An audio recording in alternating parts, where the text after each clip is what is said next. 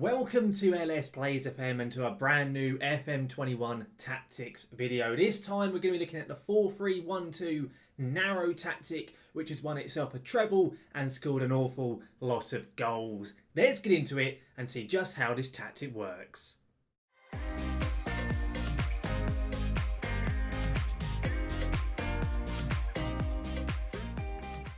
Here we are then in Football Manager 2021, and this here is the 4-3-1-2 narrow treble tactic. And yes, it has indeed won itself a treble. It's done a lot more as well in some of the tests in which I have used it in. We are testing it with Manchester United mainly, but also with Everton and Fulham as well. And I'll run through all of those results, but we'll focus on exactly how this tactic works. Now, of course, guys, if you do want to download the tactic, you'll find down in the description links to Steam Workshop, FM Base, FM Scout, and also a direct Dropbox link. So you can download it for yourself, or you can just copy, of course, what I have here on the screen. If you do go and use the Steam Workshop link, do make sure to drop some positive feedback and to favourite it if, of course, you do like the tactic. And if you do enjoy today's video, guys, make sure to drop a like down onto it. And, of course, if you're not already and you are liking what you see and you want to keep updating my content, such as any FM21 Tactics videos or my Road to Glory series of Kai's out on the Red Dead Revival, then do make sure to hit that subscribe button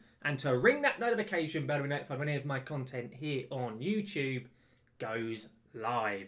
Now, let's get into the tactic and just how it actually works. Of course, you can see it is a narrow tactic, and it, much like most of my tactics, focuses quite highly on the wing-backs or full-backs, in this case wing-backs, in this tactic. And you need to have athletic ones. First of all, you have a sweeper keeper in there on support. You then have wing-backs both on support. And as I say, you need to make sure you have athletic wing-backs, otherwise this tactic can struggle. That is something just to keep in mind. We then have two ball-playing defenders, and then a ball-winning midfielder on defend, a Mazzala on support, and a box-to-box on support. It's a very compact, narrow three-man midfield, but the Mazzala does drift out wide. We then have an attacking midfielder on attack, and then two strikers up top, in this case a pressing forward and an advance forward. With this tactic in particular with Man U, Rashford, Martial and Greenwood have done very well in it. They most certainly have. Then in terms of how the actual tactic itself does work, we have an attacking mentality, and then when we're in possession we have a standard attacking width. We pass into space. I use the underlap for the left and right hand wing backs. I found that to be very useful in getting into the box, getting goals, getting assists, things like that. We then have a slightly more direct passing directness and a much higher tempo. Everything else, though, in terms of in possession is then left to default, but when we're in transition, we have counter press, counter, and distribute quickly. It's very much a counter-attacking style of play is this tactic. We then distribute to the fullbacks because that is arguably where most of our attacking threat does come from, or at least quite a large amount of it. We then take short kicks as well. Finally, when we're out of possession, we have a higher line of engagement and a standard defensive line. We then have more urgent pressing intensity. We prevent short goalkeeper distribution. I have get stuck in just because I like it in this year's game. If you don't want to have that on, if you find you get too many yellow cards, you can of course take that off. And finally, I have a standard defensive width. That is how the tactic works. In terms of the opposition instructions, I leave that blank or to my assistant. And for the player instructions, they are just the default ones that are given to them by the roles in which they set. So I have not added any to any of the players. In terms of the set pieces, I do have one set up. Mostly it's all left to default, as you can see here, but in the attacking corners, I have a far post corner set like so, and I also have a near post variant as well, again, like so. So you can, of course, copy this if you would like to. But that is how the tactic itself works. I will now simulate through into the future with this, say with Manchester United, and we'll see just how Man U get on using the 4-3-1-2 narrow treble tactic. Here we are then now at the end of the first simulation, this time with Manchester United, and straight away as I've come onto the screen here, we can already see that Man U have done pretty well. They've finished the Premier League season with 96 points. Fair play, Man U. They must not have then beaten the record, of course, the 100 points mark, but even so, a very good season nonetheless from them. 39 goals I can see from Marcus Rashford, and I can also see on here as well they've got the most goals scored, the least goals conceded. They've also got the most yellow cards, but regardless, looks like a very, very good season for Manchester United. If we go to their competitions, what else did they win? So, of course, champions of the Premier League comfortably as well, clear of Man City after 38 games played. Very, very good stuff. 130, drew 6 and lost only the 2 matches against Villa and Newcastle. A little bit random there. They won the Champions League as well. They beat Lazio in the final. Weird that Lazio got to Champions League final, but even so, fair play Man U for defeating Lazio in the final. They also won the FA Cups. They won themselves the treble, the first time since the 90s under Ferguson. And they also got knocked out in the Carabao Cup. They lost to Brighton in the 4th round. A little bit random, but they didn't manage to win themselves a quadruple, but they still got a treble under their belt. Very, very good stuff. In terms of the Prem, let's have a look and just see exactly what did go on in it. So 108 scored, 27 conceded. Very, very good stuff there. That's almost, 3 goals per game average, I think, for them then.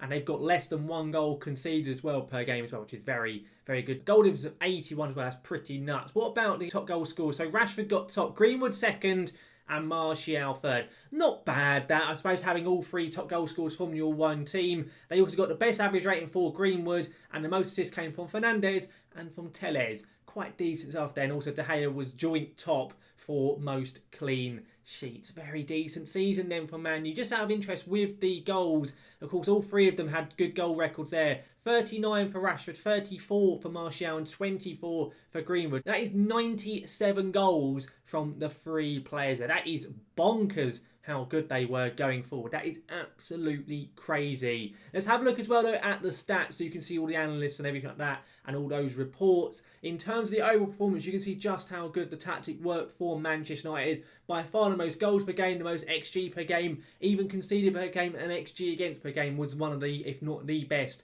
in the league. The shots per game was really high. Basically, compared to the rest of the Premier League, they were phenomenally good as Manchester United using this tactic. When it comes to scoring as well, they are far and away, miles and miles away from all the other sides. They are not quite the most aggressive side. That goes to Liverpool, but on average they're having about 16 shots per game. But their conversion rate is far and away so much superior to the rest of the sides.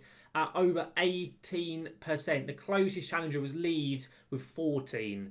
That is bonkers how good this side is and what this tactic is going forward. When it comes to the conceding side of games, let's have a look and see just how he gets on. So they are far and away have the lowest conversion rate in terms of against them at less than 8%. They are not the best when it comes to facing the least amount of shots, but they still face one of the least amounts of shots. But the main one that matters is that conversion rate is very, very low. Just crazy stuff that. The tactic with this team just works phenomenally well. It most certainly does. Out of interest with the formation, you can see there just how good it was. 50 games played. They have a plus 104 clear-cut chances for and against ratio as well. So very, very good stuff though. But of course, that is Manchester United. Phenomenal season using the 4-3-1-2 narrow treble tactic.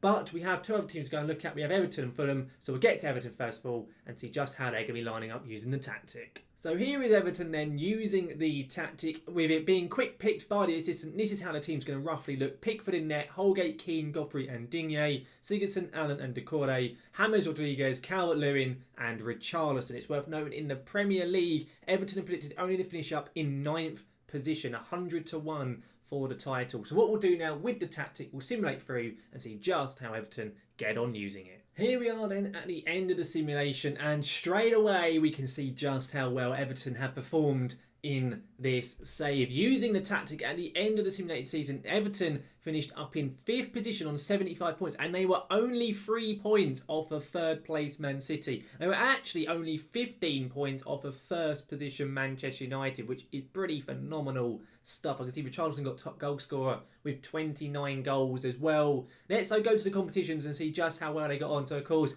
they finished up in 5th. The board only wanted top half, so they had done far and away much better than what they was predicted to do. Of course, they predicted in 9th.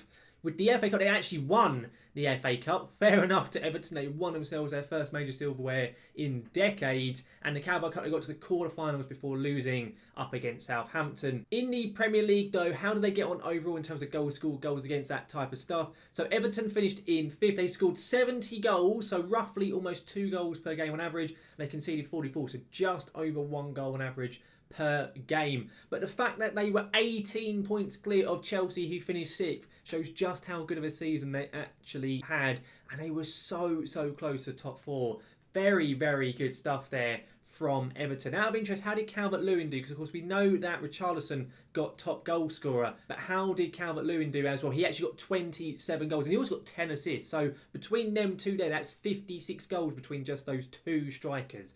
Very good stuff indeed. But that's Everton wrapped up. Let's go ahead to Fulham. We'll see how they're going to line up and we'll see just how they get on as well. Here we are then now with Fulham, and we're going to quickly just look at how they're going to line up with the tactic. It's meant to be Areola in net, Tete, Adarabio, Anderson and Joe Bryan at left back, and Lamina, Zambo and Giza, Reed in the midfield, Loftus-Cheek is the attacking midfielder, Mitrovic and Lookman starting up front. Of course, Fulham are a newly promoted side, and in the Prem they are predicted to finish up in only 18th place. So they reckon they'll actually get relegated in their save. So with the tactic, can they do better than that in the Premier League? Let's simulate forward and let's find out. Here we are then now at the end of the simulation, and I have already spotted just how ridiculously good Fulham have gotten on using this tactic. As we just said, they're predicted to finish in 18th place.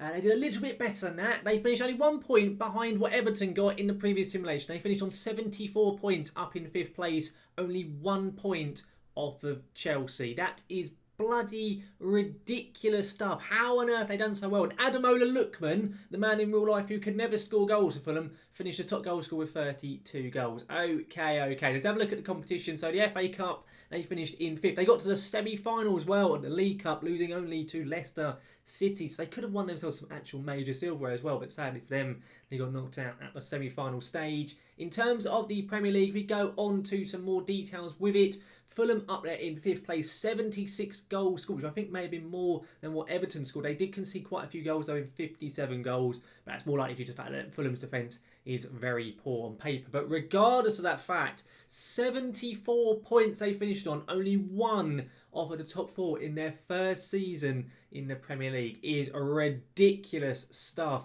And Ademola Lookman finishes top goal scorer in the Prem with 24 goals, which is very good. How many did Mitrovic get as well? Mitro got 20 goals as well. So between them two, they got 52 goals. Bloody ridiculous stuff. But as you can see with this tactic, you do really well with it, regardless of the size of the team you are, and you get a lot of goals as well. But overall, guys, that does bring this video here to a close.